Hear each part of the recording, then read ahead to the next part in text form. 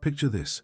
You're watching a grown man's teeth fall out one by one, his gums bleeding like crimson waterfalls, while his skin turns into a canvas of purple bruises that never heal. What you're witnessing isn't some medieval torture. It's scurvy, the silent assassin that claimed more naval lives than storms, pirates, and warfare combined.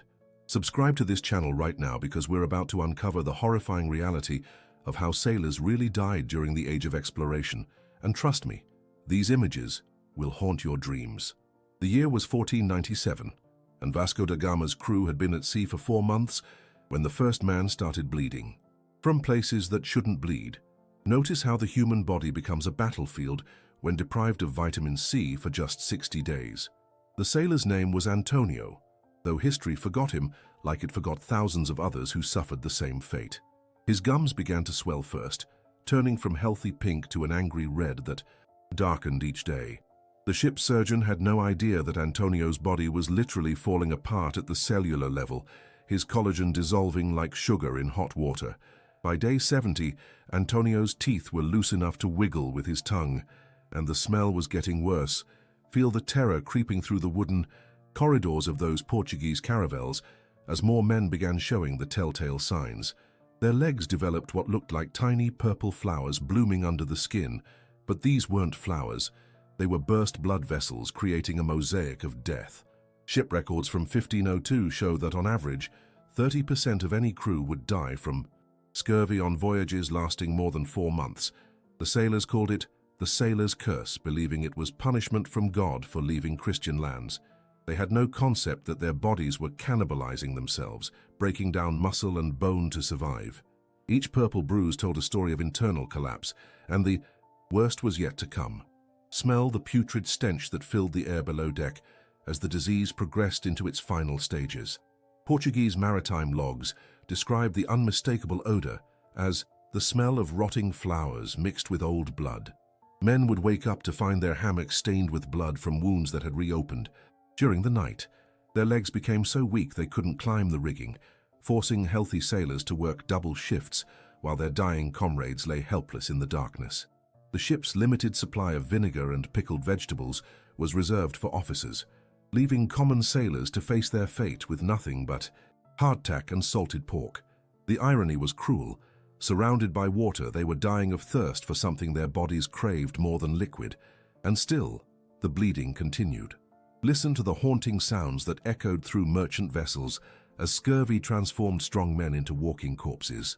The constant dripping wasn't rain, it was blood falling from open sores that refused to heal. A Venetian trader's journal from 1506 recorded the sound as like a leaky barrel that never empties, but instead of wine, it bleeds men dry. Sailors would tie rags around their legs to catch the blood, but the cloth would be soaked through within hours. The lucky ones died quickly when their hearts simply gave out. The unlucky ones lingered for weeks, their bodies becoming grotesque monuments to nutritional ignorance.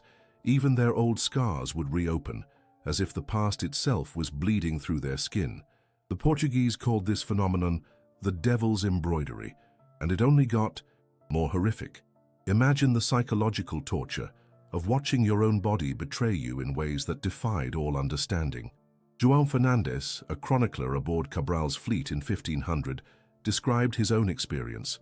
"My teeth became loose as pebbles in a child's mouth, and I could push them back and forth with my tongue until they fell like autumn leaves."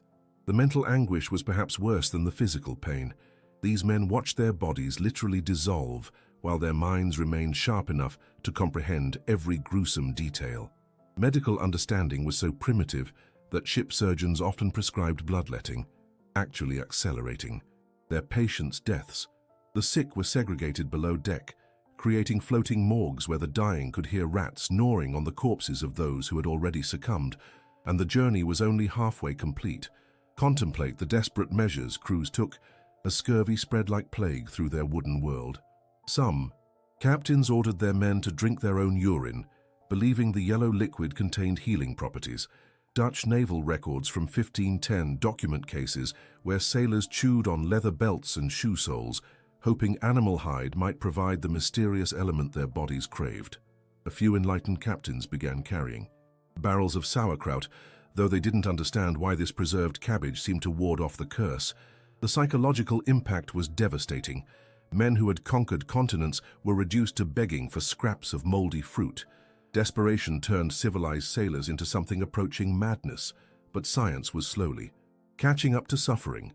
Visualize the horrific progression as scurvy entered its terminal phase, transforming human beings into barely recognizable creatures. The victim's hair would begin falling out in clumps, leaving patchy bald spots that never grew back. Their skin took on a grayish-yellow pallor, like old parchment left in dampness. Wounds that should have healed in days remained open for months, becoming breeding grounds for infection and maggots. English naval surgeon John Woodall noted in 1617 that men in the final stages resembled nothing so much as living scarecrows, with eyes sunk deep and bones visible through translucent skin. The human skeleton became visible as muscle wasted away, creating a ghoulish appearance that terrified even hardened sailors. By this point, most victims could no longer speak clearly, their voices reduced to painful whispers, and death was a merciful release. Observe how entire expeditions were decimated by this invisible enemy that struck without warning or mercy. Ferdinand Magellan's circumnavigation attempt lost over 80% of its crew, with scurvy claiming more lives than storms, starvation, and combat combined. The Spanish called it La Muerte Lenta, the slow death, and ship manifests show that some vessels limped into port with barely enough healthy men to operate the sails. Captains were forced to make horrific decisions, throw the dying overboard to conserve water and food for the living, or watch the entire crew slowly perish together. These weren't acts of cruelty, but of desperate mathematics. The ocean floor became a graveyard for thousands of sailors whose only crime was seeking new worlds. And still, the voyages continued. Here's something that might shock you. Hit that subscribe button right now and share this video with anyone who thinks they understand maritime history, because what we're about to reveal gets even more disturbing. Recognize the cruel irony that the cure for scurvy was often within arm's reach, yet ignorance killed more sailors than any enemy. Fresh fruit, particularly citrus, could reverse even advanced scurvy within weeks, but captains viewed these perishables as luxury items for officers only. A single lime contained enough vitamin C to keep a man healthy for 2 weeks, but maritime culture dictated that common sailors deserved only preserved rations. British Admiral Richard Hawkins observed in 1593 that Spanish crews seemed healthier because they carried oranges and lemons. Yet this observation wasn't translated into policy for another century. The irony was bitter. Men died horrible deaths while barrels of potentially life-saving fruit rotted in tropical ports, deemed too expensive for ordinary seamen. Knowledge and prejudice conspired to perpetuate unnecessary agony, and the dying continued across every ocean. Avali, the long-term impact on families and communities when entire generations of men vanished into oceanic graves.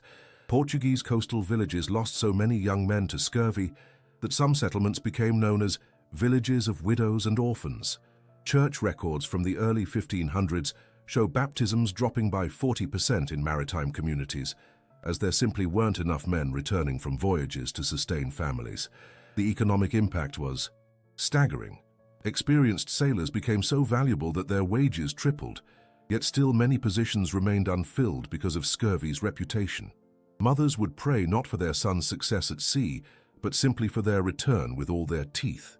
The fear of scurvy became a cultural trauma passed down through generations, and the ocean kept demanding its tribute. Perceive how different European powers responded to the scurvy crisis with varying degrees of success and failure. The Dutch East India Company, with typical merchant efficiency, began requiring ships to carry barrels of pickled vegetables by 1602, reducing their scurvy rates by nearly 60%. Meanwhile, Spanish fleets continued losing catastrophic numbers of men, partly due to their rigid naval traditions that resisted innovation. French expeditions experimented with portable gardens, wooden boxes filled with soil, where they attempted to grow fresh herbs during long voyages, though these rarely survived. Ocean storms. The Portuguese developed a practice of stopping at remote islands to search for any edible plants, leading to the discovery of several uninhabited land masses. Each nation's approach reflected their cultural attitude towards sailor welfare, but the death toll remained astronomical. Record the individual stories of suffering that statistics cannot adequately convey to modern audiences. Consider the diary of Miguel Santos, a Portuguese sailor aboard the São Gabriel in 1499, who described his own deterioration with clinical precision. "Today, I lost 2 more teeth, and the wounds on my legs have turned black around the edges. I can no longer taste food, though perhaps this is God's mercy, as everything tastes of copper and decay."